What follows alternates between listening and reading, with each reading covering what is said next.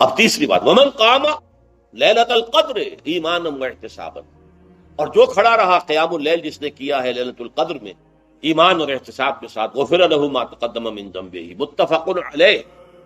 یہ حدیث بخاری اور مسلم دونوں کی ہے۔ اب یہاں جو بات میں چاہتا ہوں کہ آپ پر واضح ہو جائے، اس حدیث میں دونوں چیزوں کو پیرلل لایا گیا، من قام رمضان من صام رمضان، پیرلل، بالکل متوازی، ہم وزن اعتبار سے، من صام رمضان ایمانا واحتسابا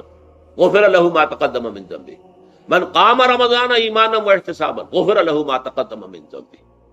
اب سوال پیدا ہوتا ہے قیام اللیل سے مراد کیا ہے؟ یہاں پہ میں ذرا تراویح کی کا جو پس منظر ہے وہ بیان کر دینا چاہتا ہوں۔ دیکھیے، جیسا کہ ہم نے خطبے میں بھی دیکھ لیا، اللہ نے قیام اللیل جو ہے اسے فرض نہیں ٹھہرایا، تطوع، قرآن مجید میں بھی اس کا کوئی ذکر نہیں، احادیث میں اس کی تشویق و ترغیب پوری موجود ہے، ایک اور حدیث بھی ہم بعد میں پڑھیں گے اس پر۔ اس کا پس منظر کیا تھا کہ اس کو چھوڑ دیا گیا۔ اب ظاہر بات ہے مسلمانوں میں کمزور بھی ہیں، مسلمانوں میں وہ مزدوری کرنے والے بھی ہیں، روزہ تو فرض ہے ان پر، چاہے مئی کا مہینہ ہے اور گندم کاٹنی ہے، روزہ تو پھر بھی رکھنا ہوگا، یہ سب کچھ، لیکن یہ کہ رات کو پھر کھڑے رہنا ان کے لیے، جاگنا ممکن نہیں، لہذا ان کے اوپر یہ چیز فرض نہیں۔ حضور نے تراویح کی نماز یا قیام اللیل نہ اسے فرض قرار دیا، نہ اس کے بعد جماعت کوئی اہتمام کیا مستقل، صرف 3 راتیں آپ نے جماعت کروائی ہے، اس میں 8 رکعتیں آپ نے پڑھی ہیں، کہ جو آپ کا معمول تھا تہجد کا وہ پڑھی، اور تہجد کے وقت ہی جماعت کرائی ہے۔ یہ ہے وہ حدیث، اس کے علاوہ کسی نماز تراویح جو ہے جو ہم پڑھتے ہیں 20 رکعتیں عشاء کے ساتھ متصل، اس کا کوئی ذکر نہ دور نبوی میں ہے نہ دور صدیق اکبر میں ہے۔ یہ دور حضرت عمر کی خلافت میں ہوا ہے، اور ہم نہیں کہہ سکتے کتنے سال کے بعد ہوا ہے۔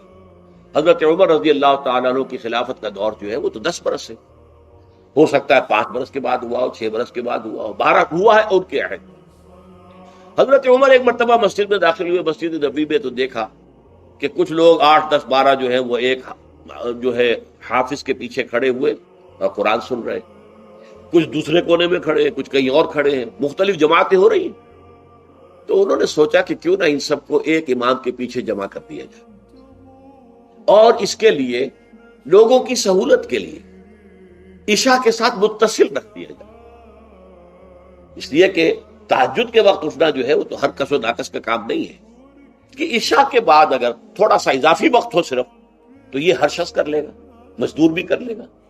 لہذا آپ نے یہ نظام تجویز فرمایا کہ عشاء کے متصلاً بعد 20 رکعت نماز پڑھی جائے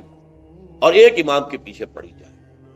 یہ گویا کہ اجتہاد ہے حضرت عمر رضی اللہ تعالی عنہ، اس کو آپ نے خود بدعت بھی قرار دیا، لیکن بدعت حسنہ۔ بدعت کس اعتبار سے؟ لغوی اعتبار سے، نئی بات، اس لیے کہ حضور کے زمانے میں نہیں تھی، تو یہ اس طریقے سے ایک نئی بات ہے، لیکن یہ بات کیونکہ بہت اچھی ہے، بہت عمدہ ہے۔ آپ جب یہ نظام چل پڑا تو ایک دن مسجد میں آئے، دیکھا کہ بڑی بھری مسجد ہے، صحابہ کھڑے ہیں اور ایک امام کے پیچھے قرآن سن رہے ہیں۔ آپ نے فرمایا نعم البدعۃ ھذہ، یہ جو ہم نے نئی بات شروع کی ہے یہ بہت اچھی ہے، بہت عمدہ ہے۔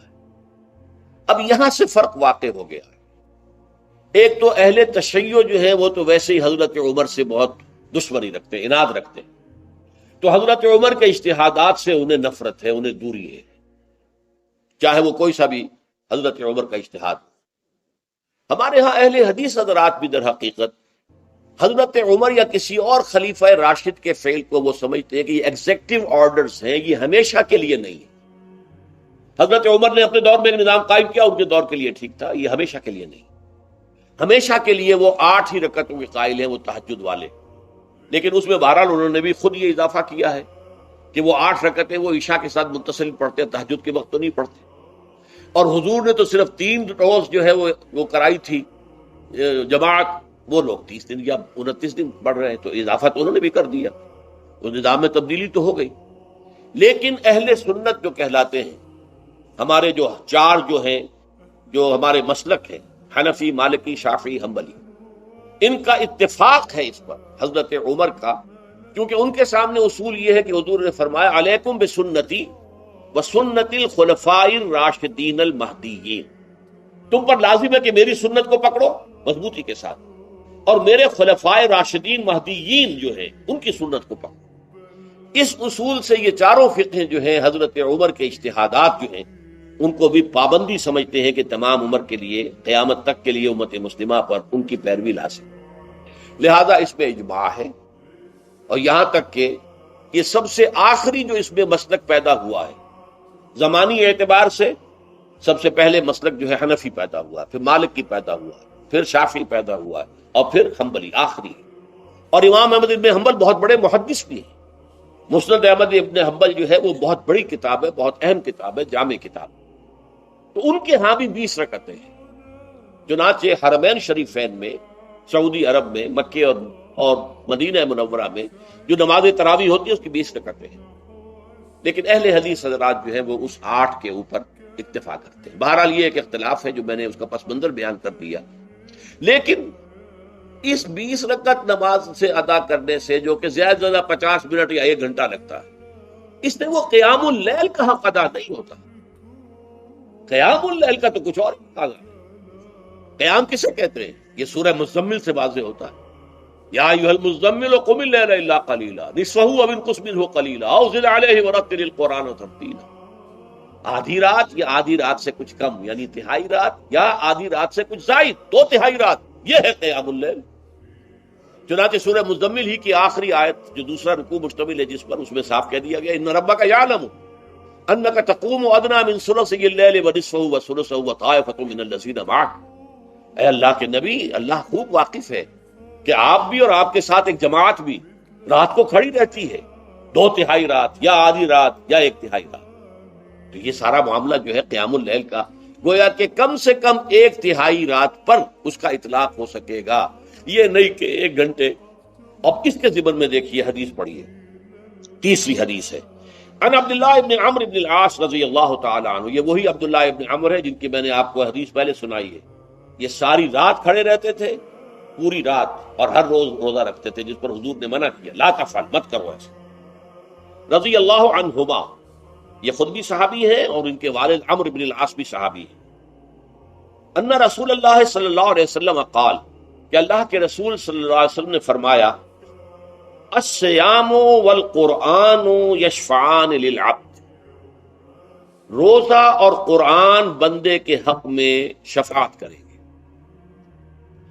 یقول الصیام، روزہ یہ عرض کرے گا اللہ کی جناب میں، اے رب پروردگار، انی منعتہ الطعام والشہوات بالنہار، میں نے تیرے اس بندے کو دن کے دوران کھانے پینے سے اور اپنی شہوت کا تقاضا پورا کرنے سے روکے رکھا، یہ میری وجہ سے روکا رہا، تو میری شفاعت اس کے حق میں قبول فرما، فشفعنی فیہ، میری شفاعت اس کے حق میں قبول فرما۔ ویقول القرآن، قرآن کیا کہے گا؟ منعتہ النوم باللیل، میں نے اسے رات کے وقت سونے سے، نیند سے روکے رکھا، فشفعنی فیہ، تو اس کے حق میں میری شفاعت قبول فرما۔ حضور فرماتے فیشفعان، ان دونوں کی شفاعت قبول کی جائے گی۔ یہ ہے قیام اللیل۔ یہ قیام اللیل صرف تراویح کی نماز سے جو پڑھ لی جاتی ہے، اور ہمارے ہاں تو یہ ہے، وہاں کم سے کم یہ تو تھا، صحابہ کرام کھڑے ہوتے تھے تو جو قاری پڑھ رہا ہوتا تھا وہ ان کے دل میں اترتا جاتا تھا، اس کا مضمون اور مفہوم جو ہے ان کو معلوم ہے، لہذا وہ اس کی زبان سے نکلا ہوا ہر لفظ ان کے قلب کی گہرائیوں تک اتر رہا۔ یہاں تو یہ ہے پیرٹ لائک حافظ ہے، اسے خود پتہ نہیں میں کیا پڑھ رہا ہوں، اکثر حفاظ جو ہیں وہ عالم تو نہیں ہوتے، اور جو سن رہے ہیں انہیں کچھ پتہ نہیں ہم نے کیا سنا، تو ٹھیک ہے، کم سے کم ثواب تو انہیں ملے گا کہ انہوں نے وقت نکالا ہے، 1 گھنٹہ ہی اضافی صحیح، لیکن بہرحال اس کا وقت تو انہوں نے نکالا ہے، محنت کی ہے، کھڑے رہے ہیں، ثواب ملے گا۔ لیکن جو مقصد ہے وہ حاصل نہیں ہوتا۔ اس مقصد کے حصول کے لیے اول تو قیام اللیل کی کم سے کم مدت 1/3۔ اگر کوئی شخص فرض کیجئے کہ اس کے ہاں کوئی اور انتظام نہیں ہے، جیسا کہ ہمارے ہاں ہم نے انتظام کیا ہے، بڑے بڑے شہروں میں دورہ ترجمہ قرآن، اس میں ہمیں 5 گھنٹے لگ جاتے ہیں، نصف شب کے قریب جو ہے معاملہ ہو جاتا۔ اس میں کیا ہوتا ہے کہ ہر 4 رکعت سے پہلے جو اس کے اندر پڑھا جانا ہے حصہ قرآن کا، اس کا پہلے ہم مطالعہ کرتے ہیں بیٹھ کر، ترجمہ اور کچھ موٹے موٹے نکات کی جو ہے وضاحت، پھر کھڑے ہو گئے اور قاری صاحب کے پیچھے 4 رکعتوں کے اندر وہ 4 رکوع یا جتنے بھی ہیں پڑھ لی، سن لی، پھر بیٹھ گئے 4 کے بعد، پھر اگلی 4 رکعتوں کے اندر جو کچھ پڑھا جانے والا ہے اس کا ترجمہ، اس کی تفہیم ہو گئی، پھر کھڑے ہو گئے، پھر سن لیے۔ اس طریقے سے 5-6 گھنٹے میں تراویح ختم ہوئی، تو تراویح بھی ہو گئی، حضرت عمر کے اجتہاد پر عمل بھی ہو گیا، 20 تراویح ہو گئی۔